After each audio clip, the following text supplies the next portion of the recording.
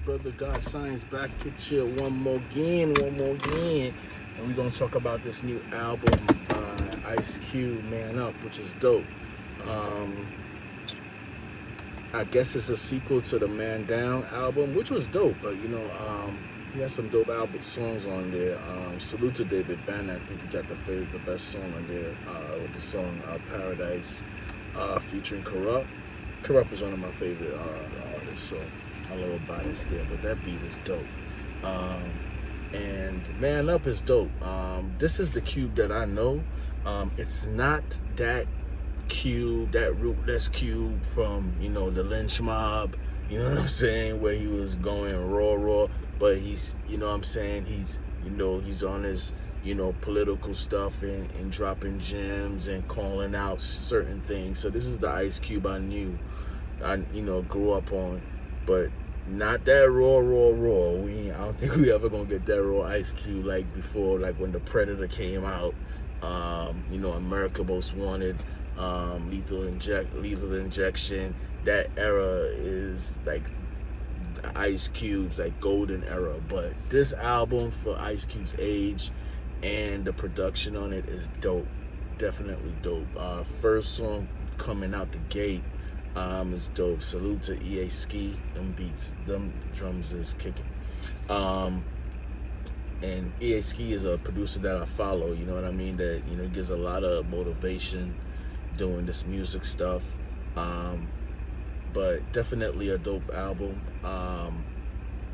Quality production. Cube still got it. Definitely think this album is better than the other one. Yeah, I'm gonna say that it's definitely better than the Man Down. And I give this album three mics. Same like the other one. You know what I'm saying? 3 mics. It's good. It's dope. It's not groundbreaking or anything like that to me, but definitely a dope album. So if you haven't, heard it, go pick it up. I've been playing it for a while before I even made I gotta listen to the album for a while before I can even do a review on it. You know what I mean?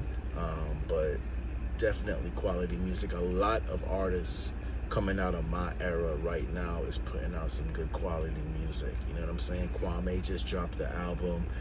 Cube just dropped an album. You know what the Clips out. And I think the Clips album was so impactful and so dope. It just opened up a door where you have, Eric Sermon. I was watching a live with him the other day, and he's coming out with that Dynamic Duos album. And the first single sounds dope, with Redman and Method Man. Look at him. It's dope. Eric Sermon is like, there's certain producers that I used to, it was the RZA, Def Squad. I was a Def Squad head. You know what I'm saying? Anything Eric Sermon produced, EPMD, you know what I'm saying? So Eric Sermon was definitely one of those producers that inspired me, that, you know what I'm saying, when I make a beat, you probably hear some of the influences on it, because I was such a Def Squad head, man. But he's still, dropping dope.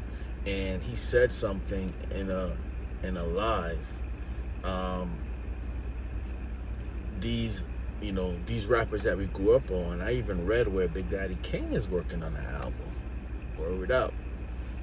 Kane is working on the album. And I was like, that's dope. And these artists is, you got the youngins that are gonna call them old, or this is only in hip hop. Only in hip hop where we put this, this age limit on making music.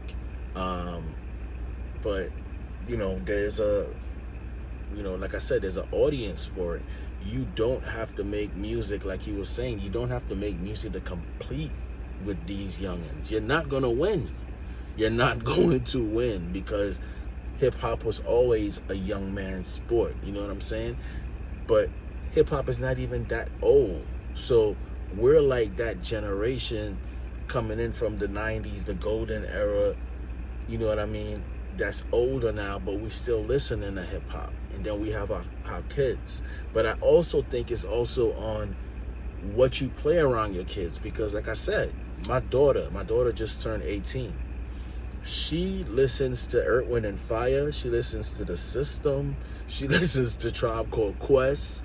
You know, she listens to that, you know, the stuff that's out now. But she listens to those music because I would be constantly playing it. She loves the Neptunes. I had like back in, you know, the early 2000s, I probably had every, unless it was not released, I had every single song that the Neptunes probably released.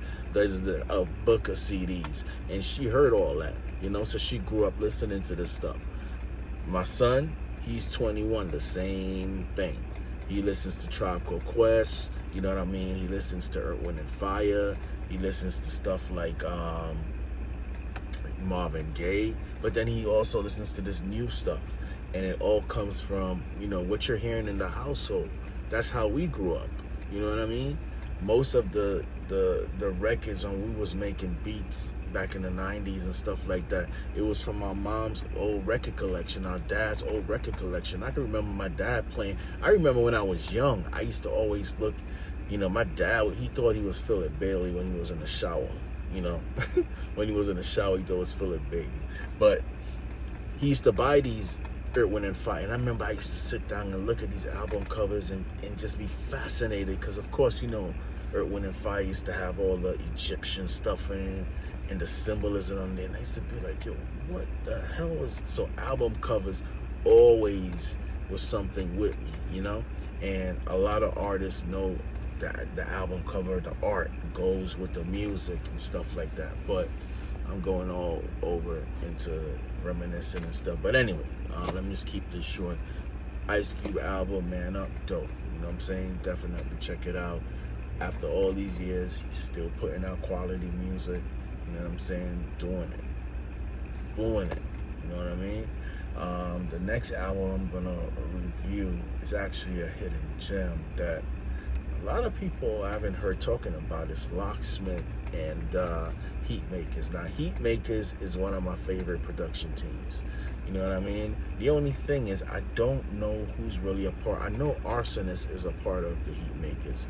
You know, as a producer that love producers, I always want to put a face to who's making the music.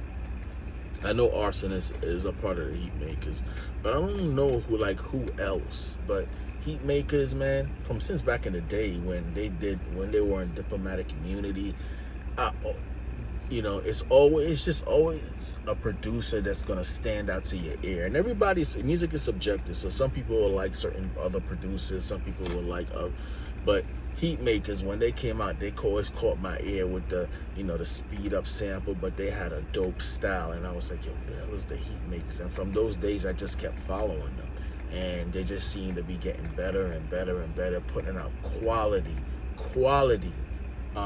you know, quality projects. From Joel Ortiz, the one that he did with Fred the Godson, rest in peace to the brother.